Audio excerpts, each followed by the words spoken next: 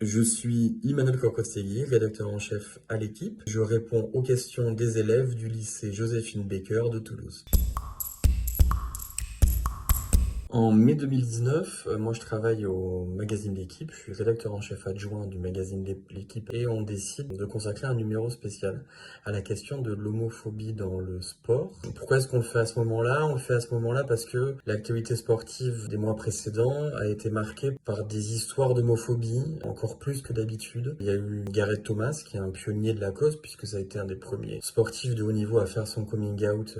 Il était rugbyman professionnel, qui a été victime d'une agression homophobe quelques mois auparavant. On a aussi entendu dans le discours public des sportifs comme Israël Folau ou Patrice Evra, l'ancien capitaine des Bleus, tenir des propos ouvertement homophobes. Et puis la question des chants homophobes dans les stades aussi commence à faire de plus en plus parler. Alors on se dit que c'est l'occasion de consacrer un numéro entier à cette question-là. Le magazine L'équipe, c'est un magazine qui sort tous les samedis avec le quotidien L'équipe et qui a vocation à s'engager aussi sur les thèmes de société, à traiter de la société au-delà du sport, et on l'avait jamais fait en profondeur sur la question de l'homophobie, donc c'était le moment de le faire. En plus, il y avait une actualité culturelle à ce moment-là qui nous permettait de faire un reportage et de faire aussi une photo de couverture assez forte, puisqu'il y a un film qui s'appelait Les Crevettes Pailletées, qui allait sortir sur les écrans quelques mois après la prise de décision de faire ce numéro, et on se disait que c'était l'occasion aussi de s'associer avec l'équipe du film pour traiter cette question.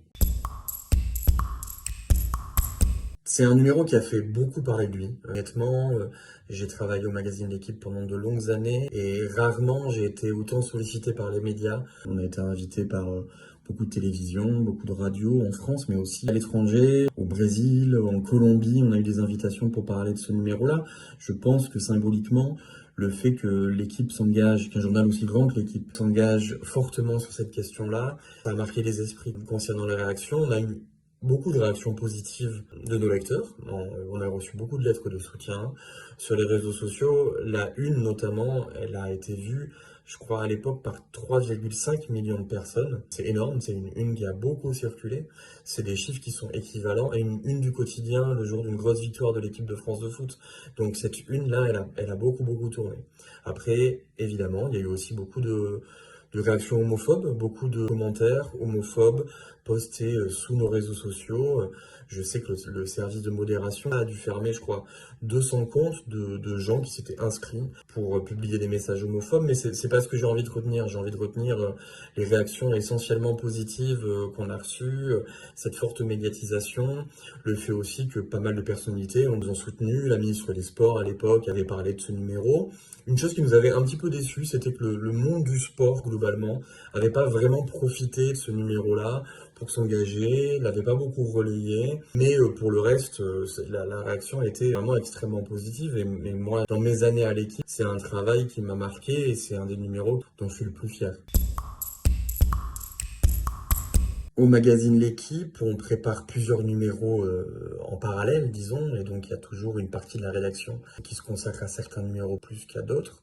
Sur ce numéro-là, effectivement un numéro entier sur un thème de société. On fait pas ça souvent, donc ça demande une organisation un peu spéciale. Je dirais qu'il y a une dizaine de journalistes qui a été mobilisés pendant quelques semaines pour préparer ce numéro-là. Notre envie, c'était de traiter la question dans sa totalité, dans sa complexité, et d'aborder tout ce que la question comporte comme enjeu et comme question. Donc on a fait ce qu'on appelle un chemin de fer, c'est-à-dire une préparation des différents articles du journal en essayant d'être assez complet, en essayant de raconter à la fois des histoires du passé, comme l'histoire tragique de Justin Fashanu, qui était l'un des premiers footballeurs ouvertement homosexuels et dont la fin de vie a été tragique à cause de ça. On avait envie aussi d'aller rencontrer des supporters homosexuels pour savoir qu'est-ce qu'ils pensaient de ces chants homophobes et d'avoir aussi une variété de points de vue parce que les gens pensent différemment ces questions-là. On avait envie de s'intéresser aussi à comment les centres de formation travaillaient autour de la question de l'homophobie. On avait envie d'interviewer des gens, des sportifs qui avaient fait leur coming out, et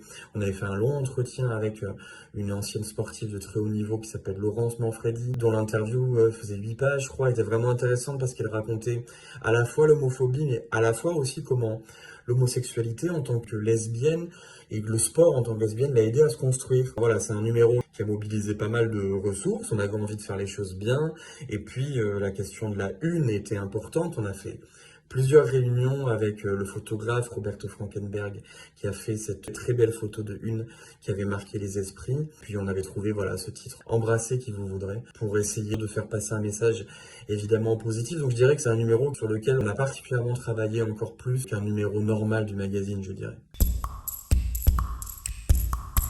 Ce numéro, on l'a fait il y a 5 ans et depuis, comme toujours sur ces questions de société-là, j'ai l'impression que les choses, elles ont à la fois avancé et aussi reculé d'un autre côté. C'est-à-dire qu'il y a eu d'autres objets médiatiques très forts qui sont sortis autour de ces questions-là. Je pense au documentaire de Canal+, Faut qu'on parle, où plusieurs sportifs de haut niveau faisaient leur coming out, qui a été très très fort. Les pouvoirs publics ont aussi, notamment dans le foot, beaucoup communiqué sur le fait qu'il fallait mettre fin à l'homophobie. Il y a eu quelques sportifs qui ont fait leur coming out depuis, notamment dans le foot. On peut penser à Jakub Jankto, qui est un joueur de Serie A, qui a fait son coming out, ce qui était assez rare. Donc il y a des avancées, c'est sûr, comme il y a eu des avancées pour les droits des homosexuels dans la société. Et en même temps, j'ai l'impression que cette société, elle se polarise énormément. Et à mesure que les choses avancent dans le bon sens, l'homophobie, elle augmente aussi en parallèle. Et c'est ça qui est terrible.